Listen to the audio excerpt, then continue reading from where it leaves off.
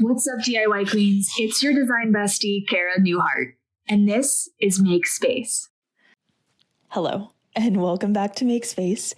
Okay, so I am recently back from KBIS, which is a kitchen and bath show that happens every year in Las Vegas. So I saw so much good design inspiration and trends, and there were so many amazing conversations about home design. And I thought we would just recap my experience, some of the trends I saw, some cool stories to give you a little bit of inspiration and a peek inside kind of the design industry. So there's so much here. First of all, if you don't know what KBIS is, basically it's North America's largest trade show that's dedicated to kitchen and bath design. So it's in Las Vegas. There are literally hundreds of exhibitors. So like brands that you probably know of, like Moen, Kohler, tile companies, floor companies, sinks and fridges, like Smeg, GE, like almost anyone you can think of. They set up all these booths showing their products. And then there's like 50,000 people that go. So these are like interior designers, contractors, like people in the trade. So this is fun because I get to give you a little sneak peek into what all I saw. And it's basically brands and designers coming together to talk about what's new, what's trending, launch products. There's always fun, like little events. Like last year at the Kohler booth, they had on display all of their vintage toilets that were like different pastel colors, like pinks and blues. And they had everybody like vote on which toilet was the best one. And then the winner, they put back into production. So they brought back a vintage toilet for another production run. I think it was like the pink one. So stuff that happens here actually sets trends and impacts the design industry and what's available and what you can do in your own house. So I have 5 trends that I want to talk about, as well as some stories, but I always have to give my trend disclaimer, and that is that trends are not something that we use here to be prescriptive, which means we're not going to do something just because it's quote unquote on trend. All a trend is everyone collectively exploring a creative idea at the same time. And it's a great thing if you like look at a trend and you're like, ooh, I love that. It's a good way to have inspiration for what to try if you're not sure. And it's also fun just to watch, like trends go in and out and see different expressions of those in people's houses. So I just want to, I guess, get clear that when I say trend, I don't mean like go out and change your whole house to fit these things. I mean, like, these are things that collectively in the design industry and just kind of like as a society, we're exploring this year in home design. And so I think that's really interesting.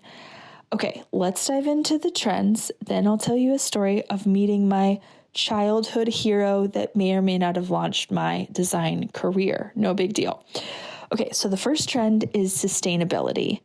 And I hate calling this a trend because I think it should just be an essential piece of anything we do, like no matter what. But this was really cool because I got to speak on a panel with 3 other amazing people all about this topic, and they actually recorded the panel. So I'm really hoping that I'll be able to show that to you here soon. But we were talking all about like sustainability in home design in terms of like, how do we design a home that supports our whole self? So it's other like interior designers, and we were talking about not just like how it looks, but also how it feels and functions, and what does it mean to be sustainable. So I think when we first think of that word, which even during the panel, I like thought of this, like when you hear sustainability, it's like, it just sounds so big. It sounds so like lofty, and it's like, yes, be sustainable, but it's like, what does that actually mean? And I think the themes across the board that I saw coming up means doing things in a way that we're kind of prioritizing like natural materials, like supporting nature, less chemicals, more recycling, that kind of like tangible stuff, but also making design choices that have staying power so that we're not just switching things in and out in a consumer like mindset, and also figuring out, I think, where to invest in our homes so that we have spaces that last and support us through all different like eras of our lives. So it's a big topic, like it's a lot to unpack, but some of the things that we talked about tangibly, there was a lot about plants and bringing nature inside. And I think that's really fun. Plants specifically, when it comes to sustainability, the topics were around like air quality and just kind of like curating a space that feels more like nature and less like a big boring box. But plants do have like a direct impact on like air quality. There's so many really, really cool studies. So I shared a couple of projects that I love in terms of bringing plants indoors, like my window plant shelf, which is one of the best little beginner friendly projects you can make. It's just like a pipe and 3 or 4 shelves, which you could have the person at Home Depot cut for you if you don't have a saw. And then you just drill a hole and kind of stack them up on this pipe that you mount next to the window.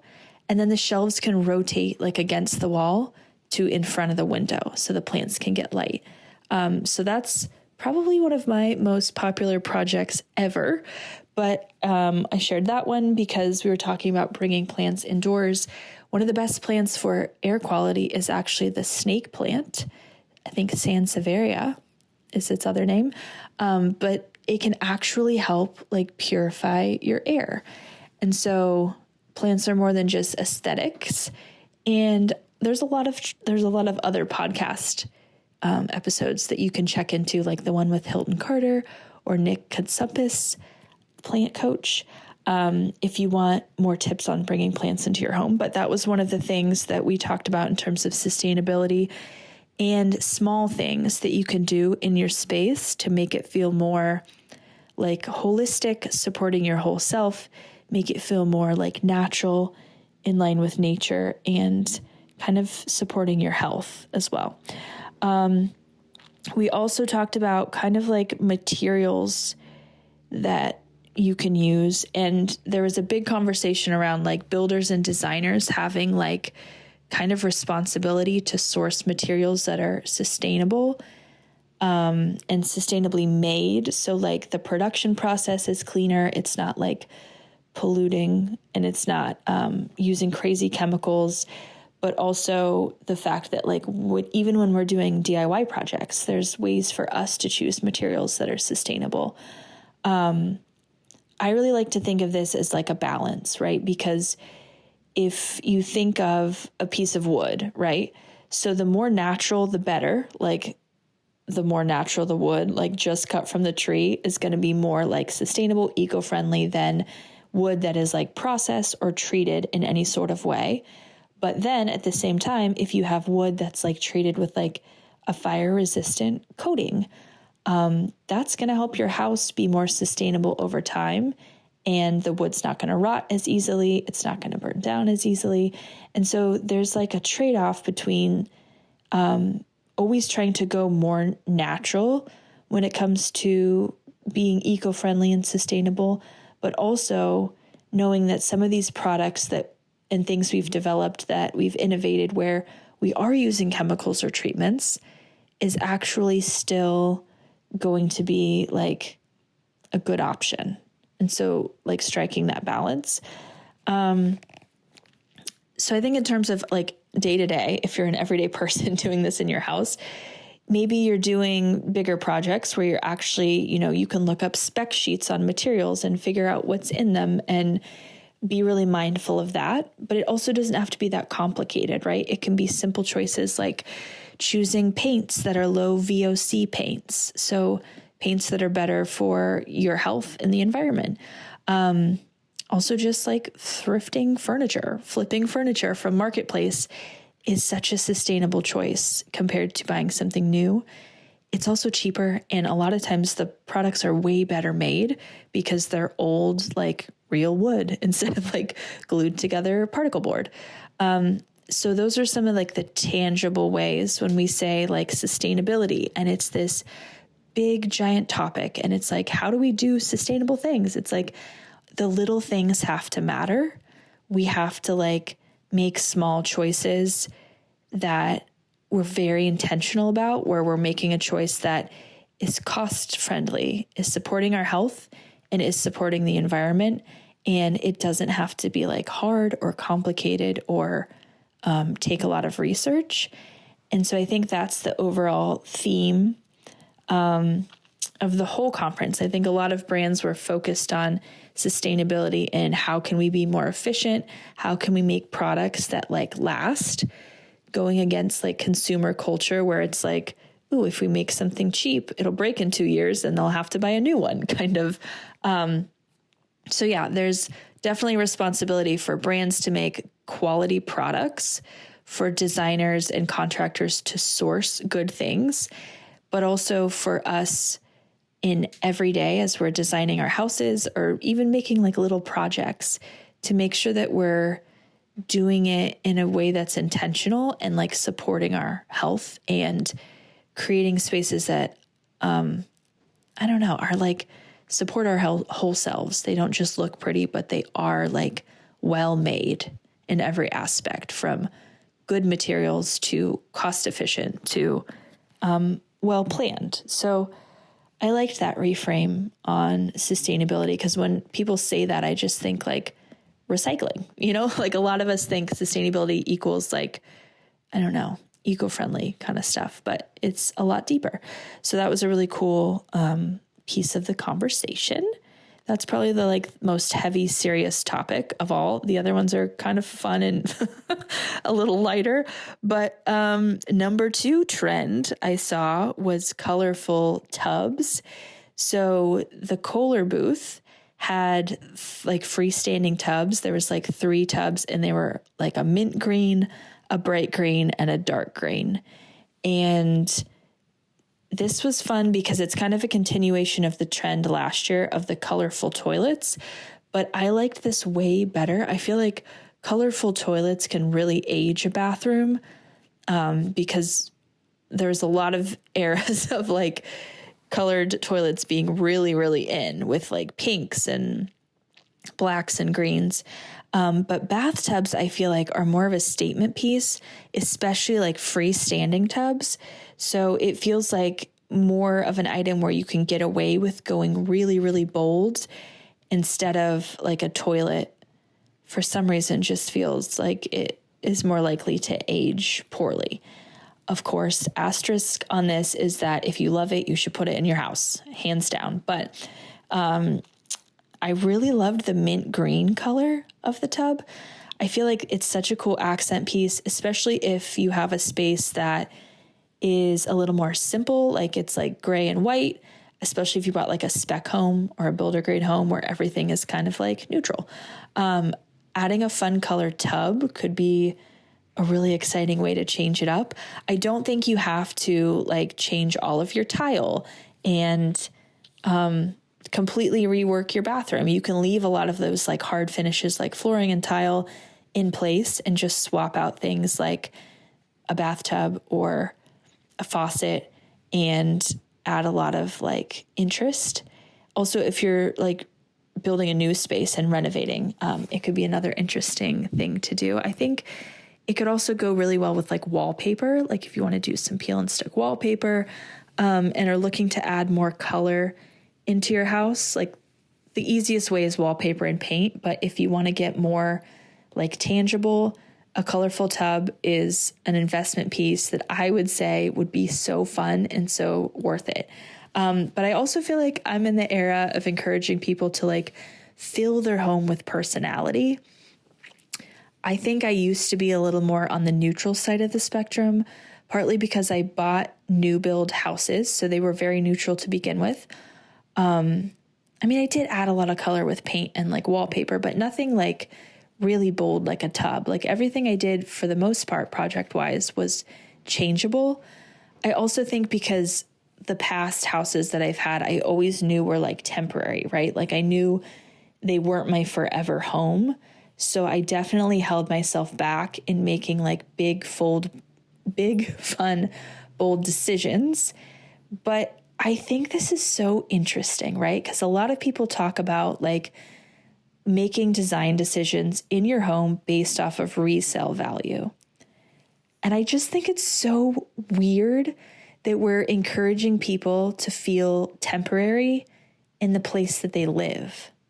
Like, your home should be your most sacred space. It should be your space for you, the one place you can be completely yourself and have everything be exactly what you want, like a full expression of your personality and fully in support of like who you want to be, right? And so to think that we are going to live somewhere and just make it be temporary or make these decisions for other people and resale value is so strange to me. Like, I get it if you know you're going to be there for a year, right? Like money-wise, you might not want to invest that much.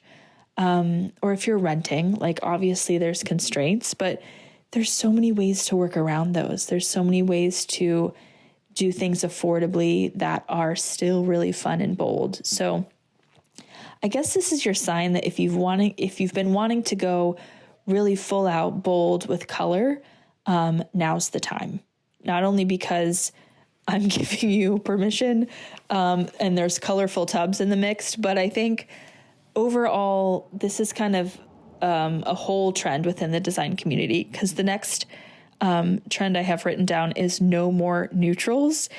And I think, as we've talked about a little bit before, this is what happens with trends, right? It's like the pendulum swings really far in one direction and we're really committed. And we have swung the pendulum to like neutrals. So we've been in this era of like beiges and whites and light and airy and very clean look, even since like the farmhouse era. So for like 5 years, with like even painted white floors and just going very, very light and airy. And I think now, with having to have lived in those spaces through the pandemic and realizing that they're kind of boring, the pendulum is swinging in the opposite direction. And I'm seeing a lot more color, especially within the last like 3 months. People are really committing to color, not even necessarily like bright, vibrant colors, but like deep, rich colors. So like dark greens, dark blues,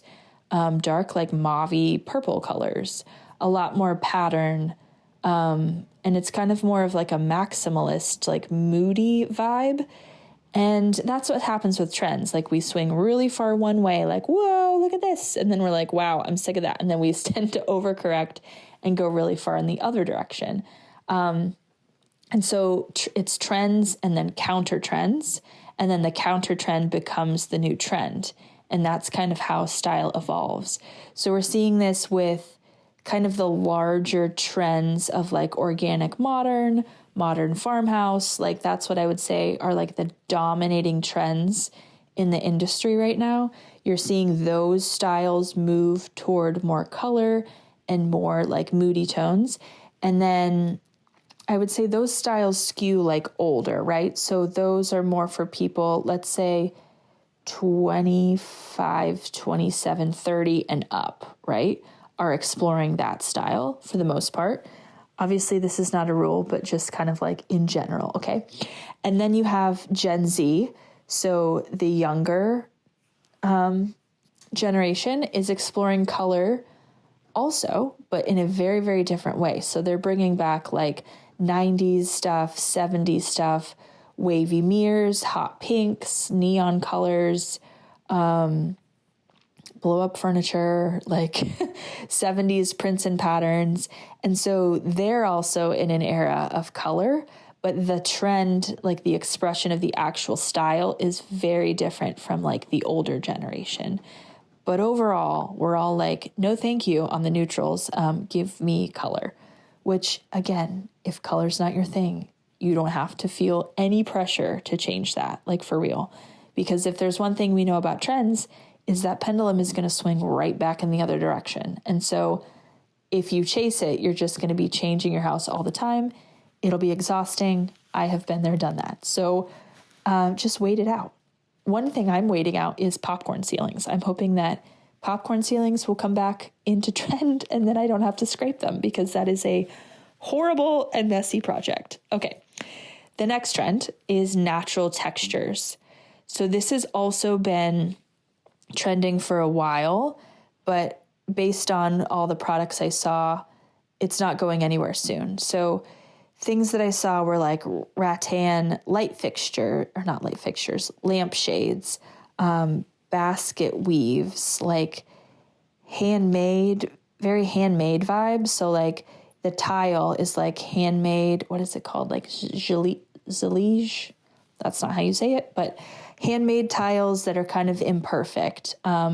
Grass cloth, wood tones, very just like natural feeling textures, earthy. And this has kind of come into when we were doing light and airy, like whites and neutrals. We started bringing in like texture to make it interesting, like wood tones, basket weaves. And now I'm seeing people that like had the light and airy look that don't necessarily want to commit to color. There's a lot of like deep brown chocolatey tones. Like that, I would say, is the trending color for this year. Just like a chocolate brown, because adding that into a space with a lot of white and beige kind of rounds out the palette and balances a little bit. So it's too light and airy. If you add a dark tone, now you have some contrast, you have some interest, and then you have some mid-tones with like wood tones and like grass cloth, or what is it, like jute rugs, terracotta pots, and different pottery kind of style. So yeah, I would say natural textures are still trending, and a great alternative if you're not interested in bold color. It's a really good way to add interest and dimension in your space, so it doesn't just feel like one tone, like too light and airy. It feels very like balanced. I also like this because it's a very collected vibe. So we talk about this a lot, but in an era where almost anything can arrive on your doorstep in 2 days with free shipping, it's a lot more about curation and intentionally choosing things that fit you and how you put it together, right? Because you can get almost anything you want from Amazon. So sort of a style that feels like you have gone out and had adventures and brought things back with you, and you're curating kind of a story for your space in your specific style with a creative point of view. This also plays into the fact that like we're seeing, because of the financial and economic climate, like there's a lot more repurposing, there's a lot more like flipping furniture, marketplace finds. And so things are feeling very collected, very eclectic, and very like original and unique, which I love so much. It's like such a fun style. So yeah, wood tones are just, we're loving them right now across the board on vintage furniture, flooring, wall accent textures. So that was another trend. And then I wrote down fun fridges. I guess this is kind of just from one booth, but it was just so much inspiration that I had to make it its own thing. So it's the Smeg booth, and they had all these different collaborations with different people, and they made like the coolest fridges you've ever seen. So there was a car trunk fridge. It looked like the little end of a Volkswagen Bug, just the back end, like the trunk. And then it like kind of mounted to the wall, the trunk popped up, and that was the fridge. And it came in like red and white and black. And I personally am not a car person, but I just thought it was so unique and so cute. And I could totally see it in like a basement, like if you have like a vintage car diner drive-in vibe, or even like a garage, like a man cave situation. It was just such a unique piece that was like functional and sculptural and artistic and looked like a vintage car. I thought that was so cute. They also did like a bright orange fridge that was a collaboration with Veuve Clicquot.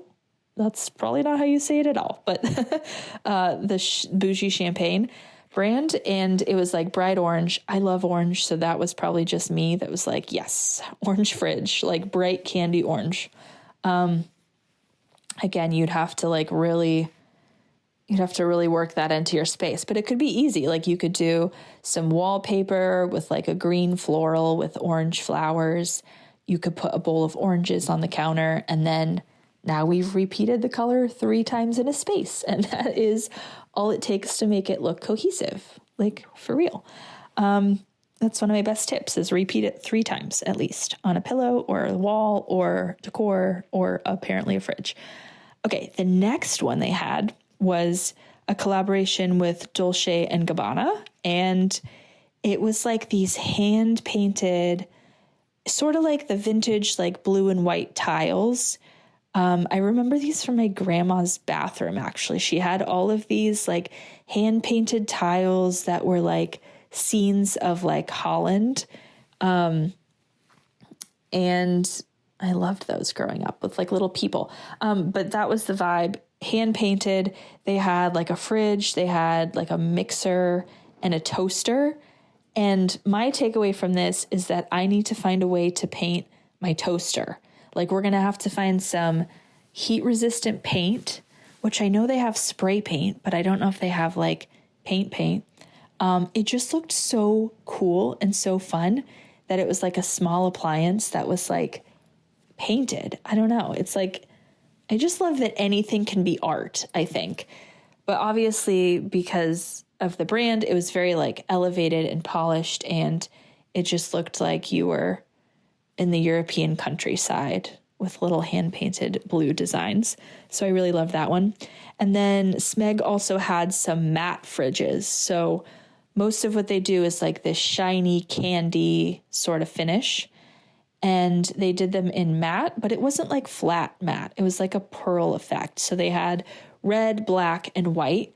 And the white one was like where it's at, because it literally looked like a pearl. Like it was so pretty, not shiny, but not flat. Goldilocks, like perfectly in the middle, and very like wipeable and cleanable. So if I had to pick one fridge that I would put in my house, it would be this like pearl white finish. So we're going to have to either get that fridge or figure out how to make it, because, that's what we do around here. Oh yeah. Okay. I promised you a story time. So context for this story is that, when people always ask me like how I got started, right? And they're like, did you always want to be an interior designer? I always am like, no, I didn't. But it's funny because it's like, never was I consciously picking designer as a job title, because I feel like I was guided to other more traditional roles. Like my parents always encouraged me to be like a lawyer or a doctor, because I was like a nerd. And I think they saw that being very possible for me, and, go make all the money kind of vibes.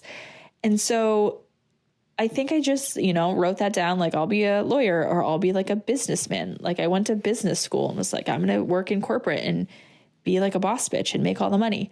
But it's funny because it's like home design was always infused in my entire childhood in ways that I like still am like remembering, where I'm like, wow, it was here all along. Like I used to draw floor plans for fun on graph paper.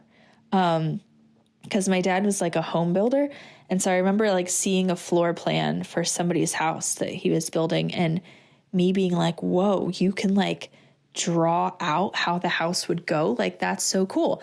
And me like taking a little ruler and drawing all these like huge, it was like a huge poster board size paper. I would just draw these huge houses with all these rooms and make it like so unique. I was so obsessed with like there being a house and then like a bridge over a driveway to like another part of the house. Like I thought that was so cool. Or like secret doors. Like my piano teacher growing up had this bookshelf that was in her office that opened as a door to this second office. And I was like, that's so cool. And so I just remember thinking like, wow, like houses are super boring, like just as boxes. Like we could be doing so many cool things in our houses, and why aren't people doing them, and kind of like dreaming them up. And then in that same vein, like I obviously was obsessed with watching like home renovation shows because totally normal thing to watch on Saturday morning is not cartoons. It's Bob Vila renovating old houses. But I loved it. I just thought it was so interesting. And then my other favorite shows that I remember watching with my family growing up, Trading Spaces, which in retrospect, I think I loved because they did break a lot of the rules and make some pretty like wacky, like wild spaces to the point where like, do you remember people like would cry? Like they'd see their room and it would be like something they hated or something that was just like not livable. It was like an interesting idea, but totally not functional. And they would like cry. So that was interesting, but I loved that show. And then also, what is it called? Extreme Home Makeover. Okay, so this show, like Move That Bus, where they did like, they built a whole house in like 7 days, and which is crazy because they actually did that. So that show I loved because they did really, really interesting things too. Are we sensing a theme? Same guy, Ty Pennington, was my childhood hero, like 1,000,000%. And what else is funny is, so where I grew up, which is Bartlesville, Oklahoma, was actually, they did a extreme home makeover house in Bartlesville. Not only that, it was my middle school best friends that lived there. So I got to do like slumber parties at the extreme home makeover house. It was the one with the plane because my friend Becca was like obsessed with skydiving and she was like too young to skydive yet. But then they made her this whole plane room. So there was like an actual part of a plane they put in the room. And then the floor was like this tile that was, it looked like clouds. It looked like you were like falling through the sky. So yeah, I just remember being in that house and getting to like be there after I had like seen it on TV and be like, wow, like you can make your house into anything you want. You just have to be creative enough. And obviously like constraints like budget, like not everyone can put a whole plane in their house, but like in the spirit of that, like you can make it whatever you want. So that was like such a huge influence into what I'm doing now in my career in a way I didn't even like realize or sort of remember until at KBIS when I got to meet Ty Pennington, my childhood hero. Like this is my moment to fangirl for a minute because so his manager is my manager. And so we were like walking around the conference together. I tried to be cool and not fangirl, but I totally did. So embarrassing. But yeah, he was like amazing in person, like such a kind person, had so many interesting stories. Like I could just stand there and listen to him forever because he's done hundreds of houses and had so many cool experiences and is just like a creative, like artist at heart. And yeah, it's just such a good person. So that was like a full circle moment for me. And it was so fun because I was like telling him that like I grew up having slumber parties in like an extreme home makeover house and he remembered it. He like remembered so much about it, which I was like surprised by. Even remembered he like stayed in Bartlesville. There's like a Frank Lloyd Wright building called Price Tower. And it's so cool. I love Frank Lloyd Wright, but it's like a hotel, like an old hotel. And he remembered like staying there. So that was just like a fun full circle moment for me to be able to unpack that. I think so many people have like watched and loved him over the years, but for me, it was like definitely like directly influential into what I'm doing now in my career. And so it was like amazing to get to see him in real life. It's also so fascinating to watch people like come up to him and just like the pure joy of like having watched him on TV and then be like, oh my God, is that Ty Pennington? And coming running up like, can we have a photo? And he's just like so warm and welcoming. So yeah, I can't say enough good things. I had the best time. I was so inspired and that was full circle for me.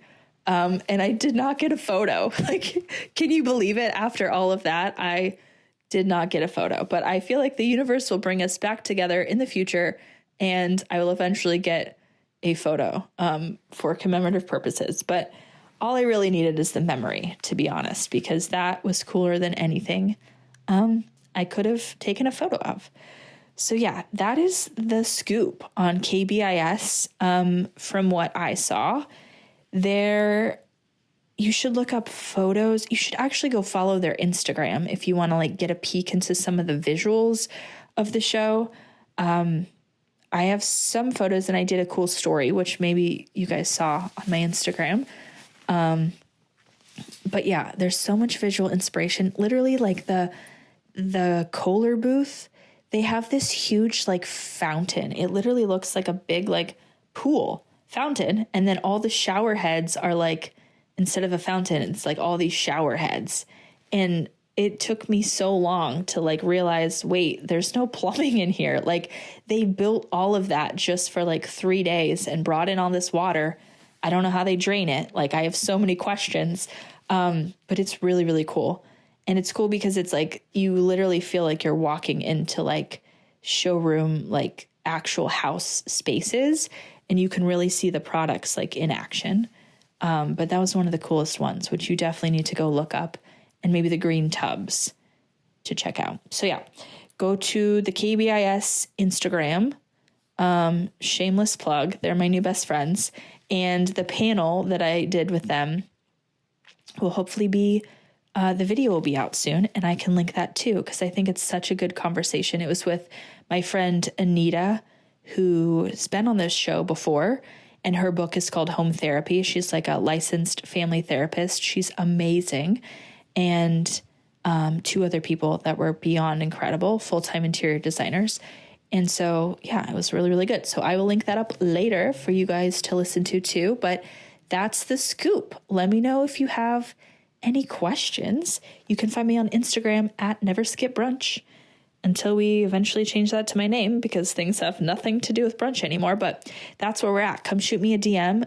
If you were there and you saw something really cool, I would love to hear about it, because I didn't even come close to seeing all of it. But yeah, talk to you next week. Thanks for listening. And if you've got more episodes to catch up on, binge on. Don't let me stop you. But if you've got a second, you should come say hi on Insta at MakeSpacePod. And if you're an overachiever, you can also leave a review and I'll love you forever.